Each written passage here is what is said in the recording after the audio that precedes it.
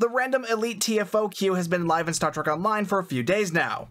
I've had some rather smooth runs, but I've also had some pretty not smooth runs as well. So I had the idea to make a sort of entry-level build for Random Elites, something that can be used to make most of these TFOs a bit easier for the average player.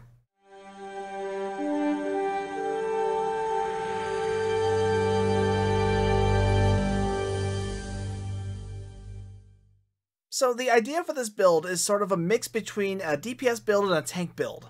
The idea is that you'll be able to do enough DPS to get through pretty much any spaced elite level TFO, but also mixing in a good amount of survivability for when your random teammates just aren't doing enough damage and therefore you're taking all the threat from everything in the TFO. Now, to clarify, this isn't a true tank build, so we're not going to be running with threatening stance on, we're not going to be too concerned with the survival of our teammates. This is mainly about just getting you through the TFO. There are elements on the build that will make things easier for both you and your teammates, but the idea of the build is primarily focused on your own performance. Now, because this is meant to be sort of an entry-level build to Elite TFOs, I wanted it to be fairly budget-conscious. It's not exactly a free-to-play build either, but it is designed for people who are just starting to dip their toes into Elite-level TFOs, so I avoided using any consoles or starship traits that are off of any premium single-character unlock ships. So there is nothing on this build from any low-buy, promo, or lockbox ships. I even avoided event ships because while they are free, they're only free for so long. I also avoided using ISO mags on this build because while they are a bit easier to get thanks to the Elite Random TFOs, getting ISO mags with desirable mods, i.e. the damage type that you're using on that ship, is still quite costly. And I imagine the only reason a lot of you are wanting to try out Random Elites is because you're trying to grind ISO mags in the first place. So it just didn't seem smart of me to assume that you would be starting out Random Elite TFOs with a full set of ISO mags.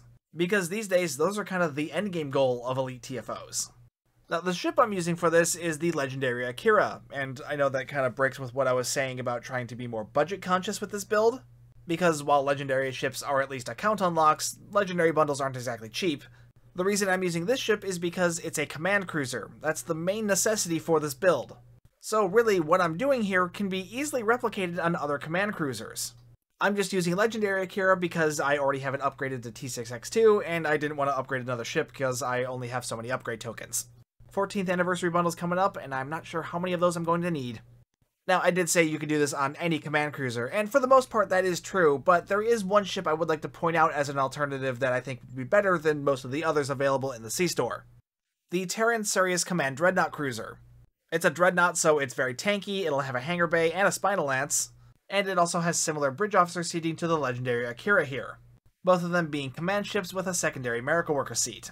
The biggest difference between the two is that the Sirius has a 4-4 weapons layout, whereas the Legendary Akira has the more preferable 5-3 layout.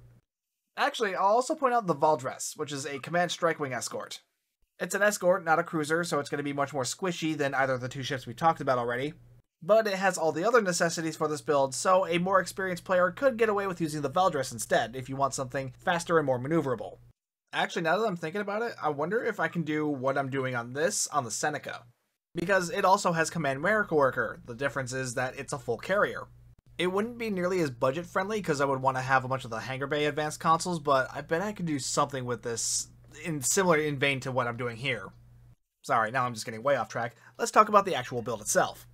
At its core, this build really is just a forward-facing fire-at-will build. I'm using phaser weapons just because I like phaser, phaser's easy to build for, and it is the most popular damage type among the player base.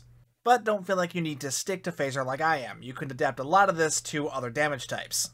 In fact, you don't really need to stick to fire-at-will even, you can easily adapt this to a scatter volley build as well. The thing that matters is that you are using one of those two because this build does require something that is multi-targeting, so fire-at-will or scatter volley. Because the ability Suppression Barrage is going to play a big part in this build, but I'll explain more on that later.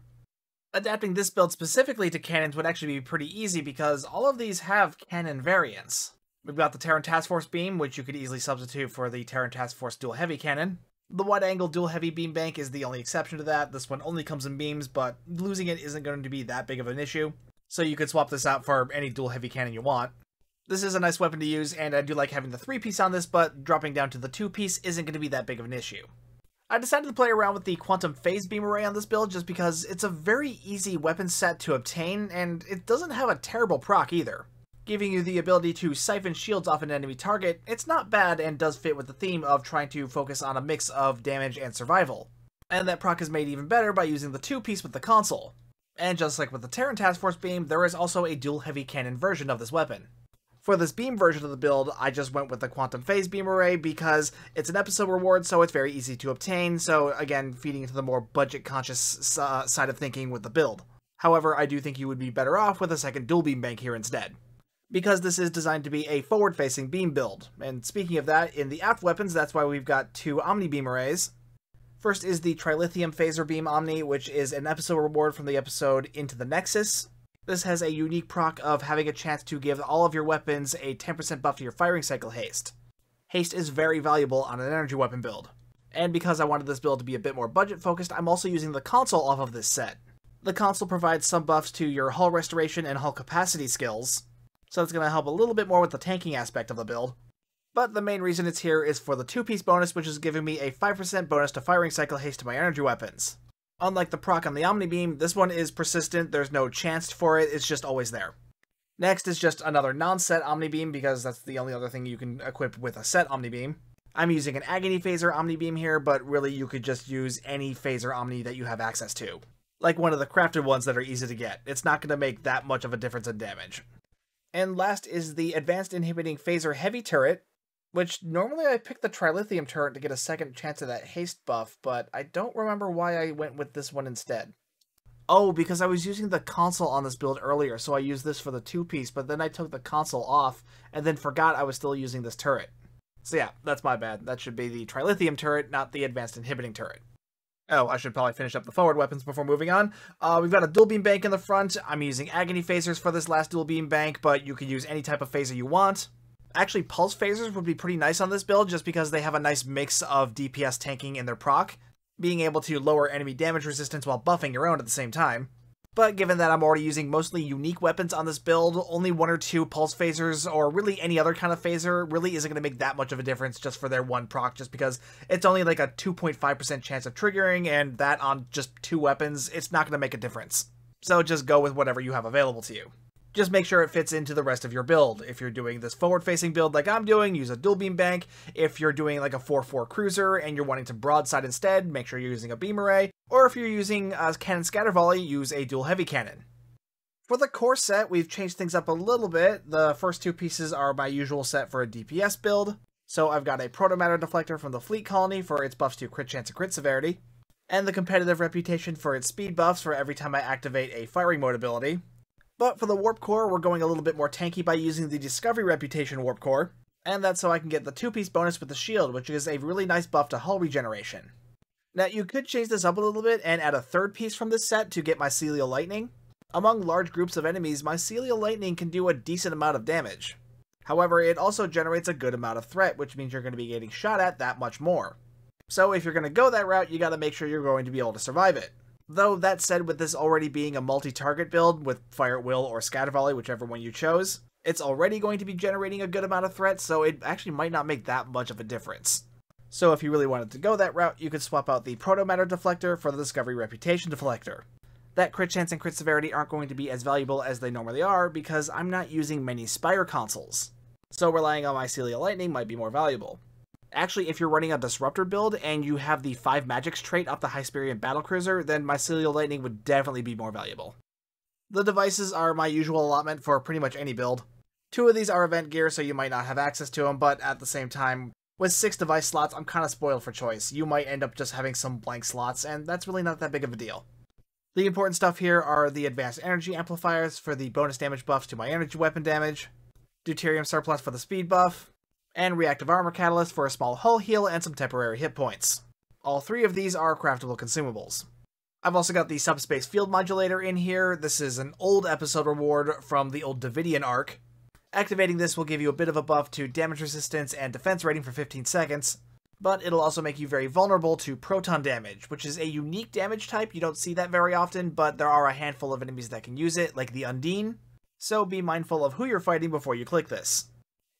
Now, in the consoles, as I said earlier, I was trying to be a bit more budget conscious than I usually am, and the result of that ended up being that I'm not using any consoles off of any tier 6 ships, not even C-Star ones. I am, however, using some lower tier ones. This is the M6 computer, which you can get off of the Tier 3 Perseus Temporal Escort. Since it's Tier 3, that ship is only purchasable with dilithium. Tier 3 ships cost about 750,000 dilithium, which isn't an insignificant amount of dilithium, but it is certainly a grindable amount. The console itself provides some nice buffs to bonus all damage, as well as some firing cycle haste to your energy weapons. So much so that even though this is a lower tier console, this is still used on a lot of high-end builds. We used to say that this was like a budget alternative to the Domino or the DPRM, but honestly a lot of us are using this alongside those two consoles anyway. The other ship console I'm using on here is the Shield Absorptive Frequency Generator. This was originally off the Tier 3 version of the Valdor, and until somewhat recently, this was actually restricted to variants of the Valdor, but with the release of the Legendary Valdor, this console was unrestricted and now can be used on any ship. So if you bought the Legendary First Strike bundle, you already have this console unlocked on your full account because you own the Legendary Valdor. But if you didn't, you can still buy the Tier 3 Valdor for dilithium. It'll still be usable on any ship, so don't worry about that. The reason this console is here is to help with the tanking aspect of the build. When any of your shield facings is below 90%, firing any of your energy weapons will have a 2.5% chance per shot to restore your shields by 200% of your outgoing damage. This is a passive ability, so it will always be active, so while this console is equipped, you are effectively giving all of your energy weapons a second proc, which is a shield heal. And it's a pretty nice shield heal too, because 200% of your outgoing damage being turned into a shield heal, that actually makes your shields pretty nice. I know I've ragged on shields for years at this point, but really, this console being unrestricted from the Valdors has really made shield tanking a whole new thing. I mean, it's still not amazing on its own, but in conjunction with everything else that we're doing, this is going to be a nice extra layer of protection.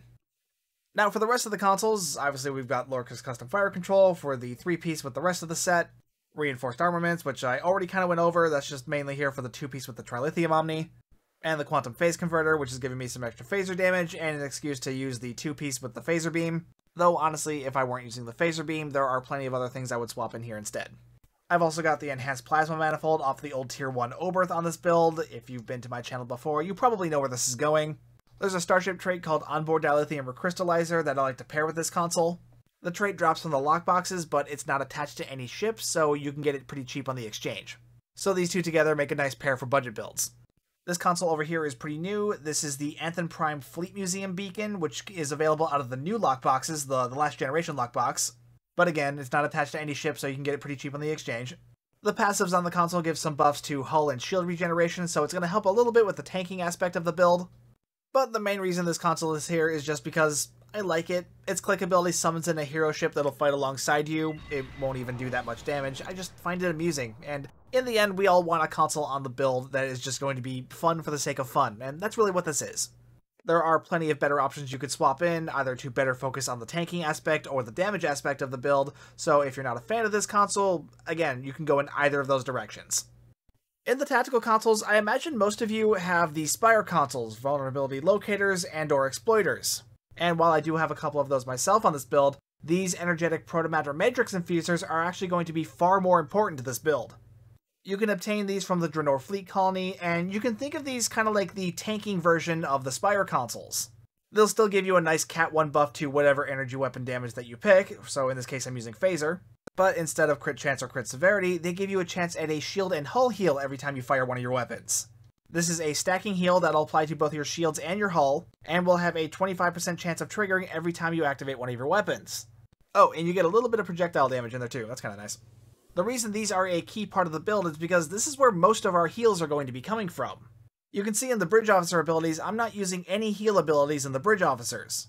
Pretty much all of it is coming from these consoles, as well as some extra shield heals from the Valdor console. Now, the hull heal on these Protomatter consoles is pretty nice, but they're being further buffed by the hull regeneration that we're getting from the Discovery 2-piece, and they'll be buffed by anything else that also improves your shield or hull regeneration skills. I'm using 4 on the build, but that's just because that's how many I have right now. But that's roughly about how many you'd be able to fit on your average cruiser anyway, so I felt like that was a good number to stick with. Now, the really nice thing about these Protomatter consoles is that, unlike the Spire consoles, these aren't advanced tactical consoles. Advanced consoles are restricted that you can only use one of each type, so you can only use Advanced Tactical, Advanced Engineering, or Advanced Science, no mixing and matching between the three. So what that means is, as you start making your own ISO mags while you're grinding out these random TFOs, you'll be able to incorporate them in your build and not have to sacrifice the Protomatter consoles. whereas with the Spire consoles, you'll have to ditch those in order to use the isomags. Now, since I am using Legendary Akira, I do have a hangar bay. If you're using the Sirius, you'll have one too, and there are a number of other ships with hangar bays. So if you do have one, I'm using the, well, these are supposed to be the Valkyrie pets. These are the Kodai pets that came with the Legendary Akira, which stats-wise, they're nearly the same as the Valkyrie pets. These are just the ones with the unique command mechanic built into them. So between the two of them, it's really not that much of a difference. If you want to go with standard Valkyries, that's fine. There are plenty of other good pet options too if you don't have either of those. Like the Alliance fighters off the Jarok that we got a while back, those have focused assault on them, that'll certainly be helpful with DPS. Or the Class C shuttles, those have beam overload on them, that's pretty nice. There's also the classic Todouge fighters that are always good. So if you've got a hangar bay, you've got some options. For the skill specializations, as always, I am using Intel for my primary to gain access to space flanking, and Temporal Operative as my secondary to gain access to Entropic Rider. You could run Strategist as your secondary if you prefer. I prefer to run Temporal, however, because when running random TFOs, you could easily get ground TFOs just as easily as space TFOs, and Strategist has no ground skills. In the personal traits, it is largely my usual setup for an energy weapon build. I didn't make a lot of changes here, so I won't be going over every single personal trait here, but I will make sure they are all listed on the screen. I will go over ones that I think are absolutely necessary for the build, as well as some alternatives that you might want to look at. Context is for Kings is the very definition of what I'm trying to do with this build. It starts out as a bonus damage buff, but if you take damage, it turns into a damage resistance debuff. Because this is a multi-target build, whether you're using Fire at Will or Scatter Volley, that means you're going to be generating a good amount of threat, so Innocuous is good to have to reduce that threat generation. I added Into the Breach on this build just because I felt like the additional debuff might be helpful for both the player as well as the rest of the team. Though honestly, I'm kind of second-guessing that in favor of something like Symbiotic Ice or Self-Modulating Fire. And then of course there's Unconventional Systems. This is on pretty much all of my builds. I can't think of a single one where this isn't on here, because the ability to reduce the cooldowns of your universal consoles is incredibly valuable. And then of course there's the Boimler effect to help reduce the cooldown of my Bridge Officer abilities. This personal trait is from the Low Buy store, though it can be purchased on the exchange, it is still rather expensive. And sitting here recording this, I'm realizing that I probably should have switched this up to something like an Ox-to-Bat build. Actually, with the Lieutenant Commander's Science seat, I would have gone half bat. So put Ox-to-Bat here in the Lieutenant seat, move Emergency Power to Weapons down to the Ensign seat, and put Photonic Officer here in the Lieutenant Science seat. Photonic Officer 2 would be better, but I don't want to give up on Narrow Sensor Bands 3. Though that is assuming that you have Miracle Worker seating also on your Science seat. Obviously, your Bridge Officer layout will be different to some extent if you're using a different ship. Now, if you're still struggling with staying alive during elite level TFOs, there are a couple more changes that we can do to improve the tanking of this build. Living Hull is a good option to improve your hull regeneration. That'll make those heals off the Protomatter consoles even more effective. Regenerative Control Synergy is also good for improving hull regeneration. And there's Repair Cruise, which can buff hull repair and your damage resistance rating. That one's a stacking buff, which is always kind of nice. Now, before I start going over the Starship traits, I do want to talk about something real quick, and that's finding Starship traits for budget builds is hard. And that's because most Starship traits are only obtainable by unlocking them from starships that you own. So in a lot of cases, if you don't own that ship, you don't own that trait. There are some Starship traits that are available by other means, like from the lockboxes or from the recruitment events, but there are not many of those, and even then, only a handful of those are actually of any use. So just a heads up, there are a number of Starship traits on here that are from C-Store ships. But I am keeping my promise of not including anything from a starship that comes from the Low Buy store, a lockbox, or the promo boxes. Now, at the same time, not every Starship trait on this build is going to be 100% necessary for it. Some of these are just here because they're kind of useful, but you could swap them out for other things that you have available to you. I'll be sure to go over which ones are which. Starting off with the traits that you definitely want to have on this build, first is Entwined Tactical Matrices off of the Gagarin Miracle Worker Battlecruiser. This is our extension trait for Fire at Will, technically. Entwined Tactical Matrices doesn't work like your typical extension trait. This is a rant I've gone on many times because Fire at Will needs its own extension trait, but Cryptic refuses to give it one. They also refuse to reduce its minimal cooldown back down to the original 15 seconds, but again, this is another rant, sorry. Entwined Tactical Matrices is what I'm going to be using to keep Fire at Will up 100% of the time. This is a very common tactic on pretty much any of the energy weapon firing modes. Though if you're using Cannon Scatter Volley instead, then you'll want to use Withering Barrage instead of this. Another trait that you definitely want to have in this build is Emergency Weapon Cycle off of the Arbiter Battlecruiser. If you've watched any video about any kind of energy weapon build, you've seen the Starship trait before. This is a must-have on any energy weapon build because of its ability to increase your firing cycle haste and reduce your weapons power cost. Haste is actually going to be very important here because the faster your weapons are firing, the more effective that those protomatter consoles are going to be, because those have a 25% chance of triggering every time you fire your weapons. So the faster your weapons are firing, the more chances you have for those to trigger. This is one of the reasons why Beam Overload really isn't going to be an option for this build, because Beam Overload cuts your firing rate in half. Another trait I would say is probably a must-have is Calm Before the Storm. This comes off of the Cardassian Intel Flight Deck Carrier. This trait starts off as a stacking damage resistance buff, but after 20 seconds of being in combat, it'll trade those damage resistance buffs for a massive buff to firing cycle haste. 33%, it's a really nice haste buff. This is another thing that feeds into both sides of the build, the tanking side and the damage side. These next two I would say are useful but not essential to the build, the first one being Strike from Shadows. This comes off of the Shran Pilot Escort and is mainly here just to reduce my threat generation. Firewheel generates a good amount of threat, as does Scatter Volley to a somewhat lesser extent, but either way, being able to reduce that threat generation is a smart move. Though if you have something available to you that provides a greater damage buff, or if you would prefer something that leans further into the tanking side of the build, you can easily go with either of those directions as well. It's the same case with Supercharged Weapons off the Endeavor Tactical Starcruiser. This one is here because it provides a pretty decent buff to crit chance and crit severity, but that's really only the case if you have the full Lorca's Ambition set. You know, that's the Lorca's console, the Dark Matter Torpedo, and the Wide Angle Dual Beam Bag. The way this trait works is every time you fire a torpedo, you get these buffs to your energy weapons.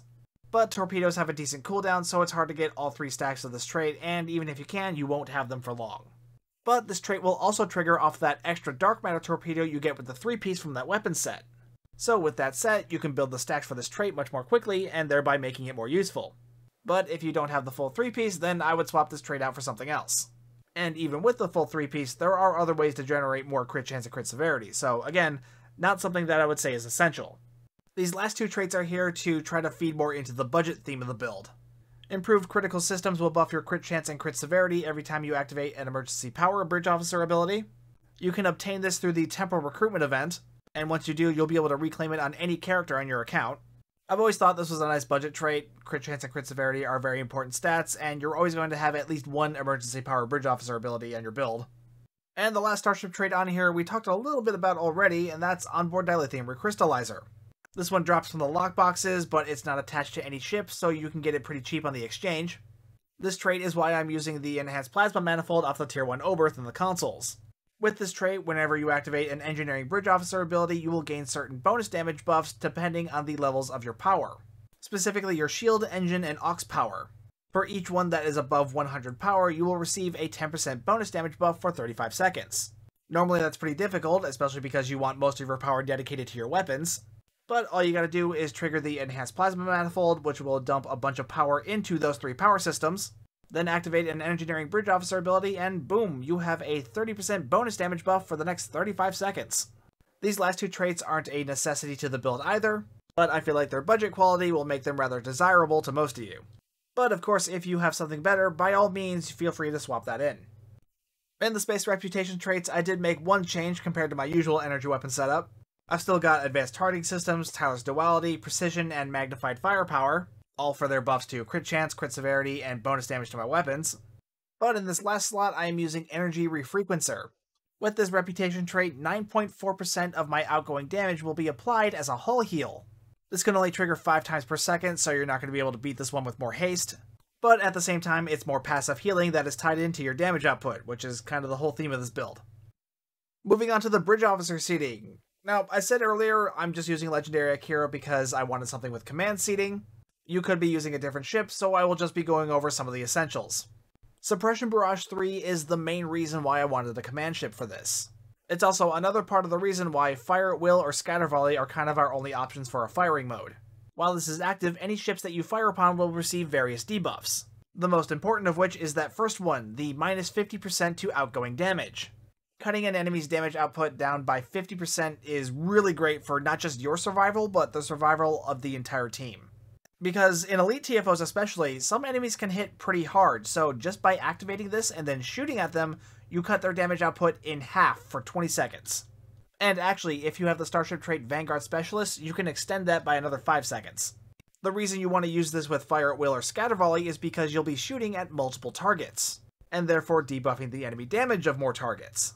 With a single target firing mode like Beam Overload, you can only hit one target at a time, which will make Suppression Barrage far less effective because you'll only be reducing the damage of one enemy target while all his friends that are next to him are still shooting at you with the full force of their weapons. You want to be able to reduce the damage output of as many of them as possible.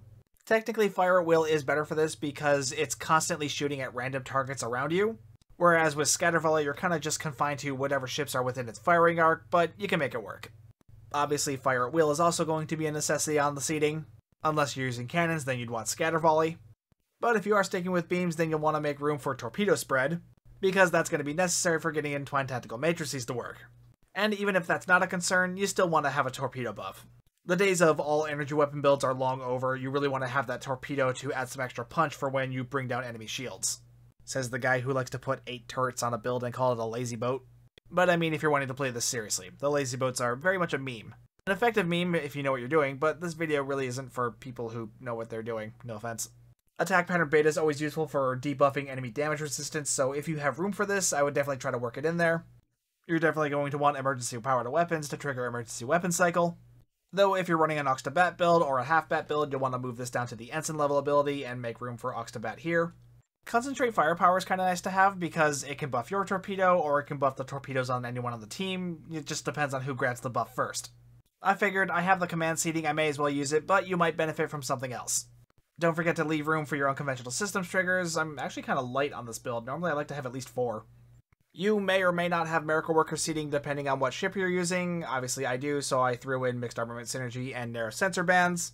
But you might benefit from more unconventional systems triggers. I mean, Gravity Well would certainly be nice to have on this build. Or you might want to add something like Hazard Emitters to remove damage over time effects from yourself. Or even Engineering Team to remove certain debuffs. You know, feel free to play around with it a little bit. Not all of this is written in stone.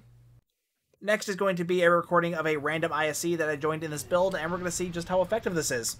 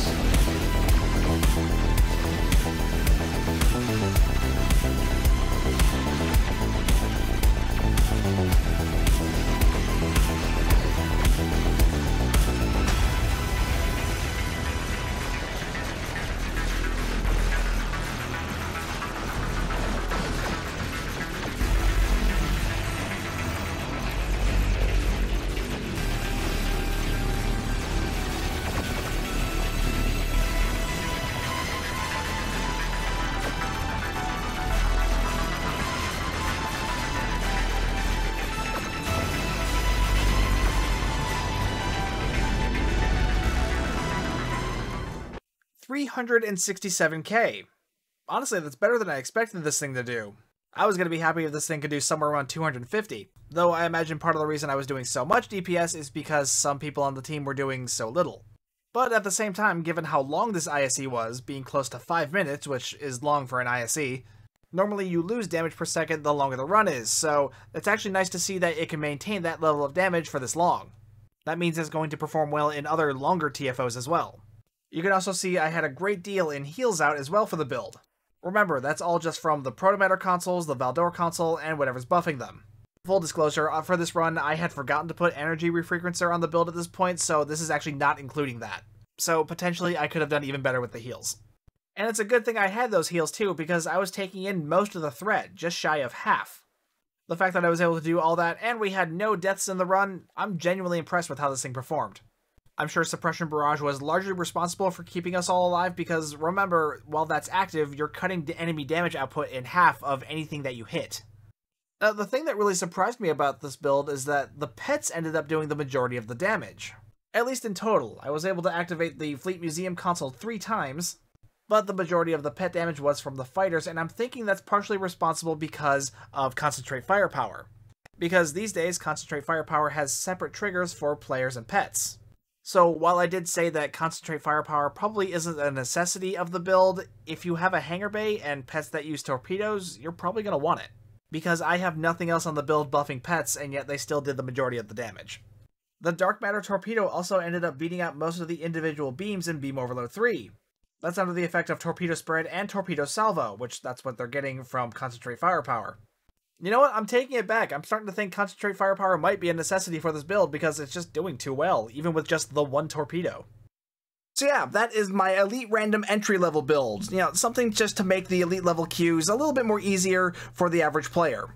It is mostly a DPS build, but it does have a lot of tanking elements mixed into it, so I feel like that balance between the two is going to appeal to a good amount of players because, I mean, not everyone cares about doing the bleeding edge of DPS, because really it's not all that necessary. You want to mix in some survival so that you can just get through the TFO alive. That's what more people care about, I think.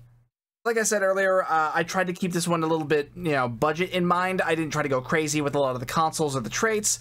The personal traits, that's a little harder, but, you know, I hope you guys felt this was a decent balance between, you know, budget and the usual high-end stuff that I post. I didn't want to go super free-to-play just because, I mean, for Elite level content, that's going to be hard, and I feel like people who are going to be more interested in the Elite level stuff, they're people who've been playing the game for a while and have access to a reasonable amount of stuff. Though I guess reasonable is relative, so I guess I'll see what you guys think in a bit. Anyway, if you found this build helpful, be sure to let me know down in the comments down below, and while you're down there, be sure to like and subscribe, and hit that bell for notifications. If you'd like to further support the channel, you can hit that join button to become a member of the channel, or if you're ever shopping on the Epic Game Store, you can use my content creator code, STU1701. It doesn't cost you anything extra, but it does help me out. Either way though, thank you so much for watching. My name's Stu, and I will see you guys next time.